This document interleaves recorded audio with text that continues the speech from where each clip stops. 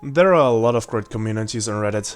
Some are more populated than others, some are less active, but you can find something for nearly everything there. Some great examples are r/chads rise up or r/superbowl, which is not what you may think it is. But with every good thing, something bad will raise its head. In this case, it's r/FemaleDatingStrategy, a subreddit dedicated to raising up female morale and giving them a way to become queens. And as much as I appreciate the goal to provide people with perspectives and a fresh, empowering outlook on life, that's not quite what you will find on the sub some of the times. Often enough, you will find just blatant hatred against men, dehumanizing them and just venting about that men are the source of all evil in this world, how good it could be if every man vanished and how bad women have it.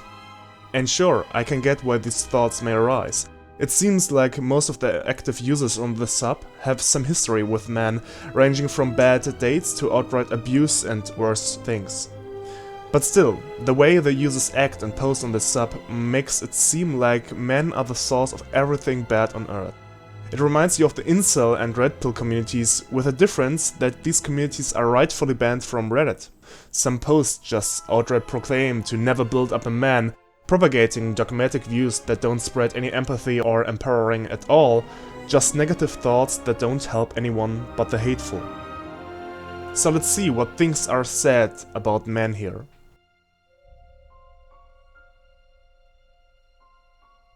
Now what do we learn from this? It seems like a typical cliché, the man thinking with his penis and undressing the woman with his eyes, even though there isn't much to undress, objectifying her and just thinking about spreading his seed. At the same time, the woman is longing for happiness, having seemingly philosophical thoughts about what she wants in life, formulating them in a way more sophisticated way. Of course, this is just a joke. At least it is until you look into the comments and see a whole other level of depravity.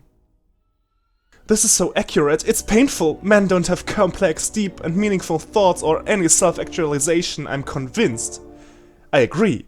I used to meet men and think, wow, this person is interesting or that man is intelligent, to realize over time there's actually literally nothing of depth underneath. They are always a disappointment, they do not have the power of introspection, and coupled with a lack of empathy, they have become walking automatons with penises to me. Maybe one day one will surprise me, but until then I flick them away like mosquitoes. This comment is so based, I love it so much. And for another round.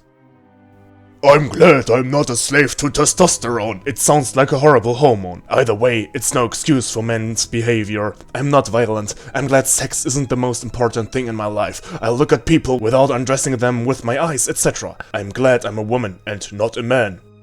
Are men even sentient?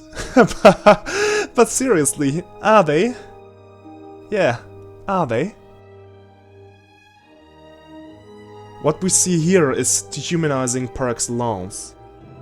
The author denies men a deeply human quality to think about life, to have thoughts for themselves, to be sentient. The name for our species is Homo sapiens sapiens, literally meaning wise and knowledgeable. It is the very definition of humans to be sentient, to be the rational animal. To deny man sentience is to deny them humanity, and without that it's just a very small step to denying them human rights. Anyone who wants to know what this causes just has to pick up a history book. It's always men who are evil. Just to show you what kind of mindset usually lurks on the sub, I'll read you the quintessential parts of this post labeled "Women's lives need to stop revolving around men," a statement I would agree with weren't it for the following post.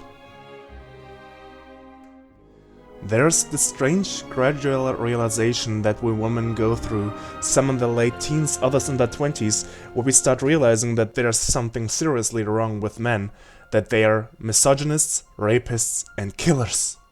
Then, in our 30s, we have done everything right. We married this nice guy, the regular guy in the movies that's supposed to treat women like humans, except he doesn't. He is a misogynist, he cheats, he rapes, and for a while we are convinced that it's us, we just attract shitty dudes. And it finally dawns on us that male evil transcends personality type, class, race. It is man. It has always been man.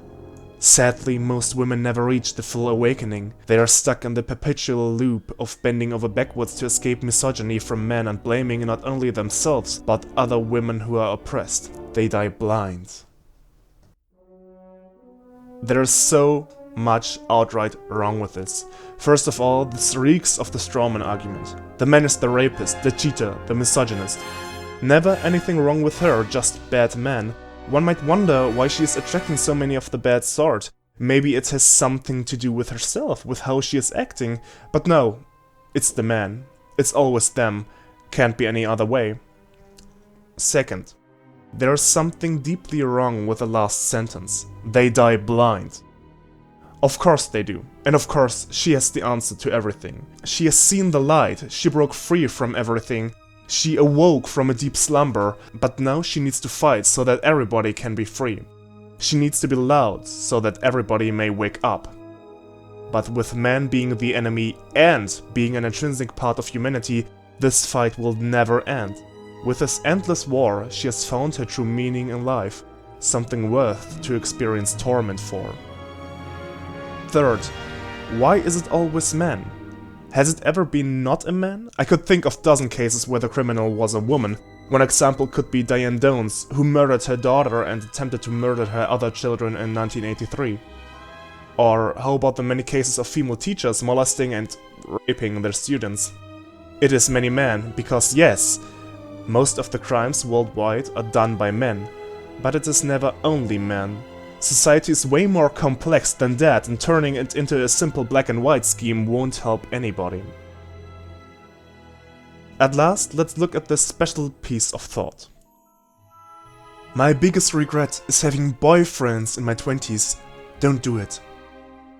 Somehow, I was socialized growing up, probably in school, that having a boyfriend was a desirable thing. It meant you were pretty and special and someone desired you, wanted to court you and then marry you. The thing is, that's not how men see it, especially not these days. In their minds, having a girlfriend is like a video game achievement that unlocks regular, free sex and half of your end. Ka-ching! Our grandmas kept many male friends and suitors, not having sex with any of them, until one made the marriage intention clear. Ah yes, of course. That's the only reason to get a partner. Free sex and half of the rent. I mean, what other reason could be there? Love, intimacy, maybe building something up with a partner to provide for a family, really having a partnership that lasts and makes the time on Earth more enjoyable? Also, the last part just leaves a bitter taste in my mouth. Our grandmas kept many male friends and suitors, not having sex with any of them, until one made a marriage intention clear. Who is we? Who is meant with our grandmas? About which group are we talking? If about the whole subreddit, then how do you know every grandma of the users? This is a dangerous generalization. It romanticizes the past and a whole group of people, creating a narrative of a better world in the past. I turn back to my argument done at the beginning. Just open up a history book and you know why this is dangerous. Is there something good about this subreddit? Well, at first, there are tips against so-called fuckboys. And the second point, there are some quite good ideas about self-respect. It's true, you can't be in a loving relationship or have a stable life unless you love yourself. For that, this community can be a helper. But still, their hatred for what sometimes seems to be all men is terrifying and deeply concerning.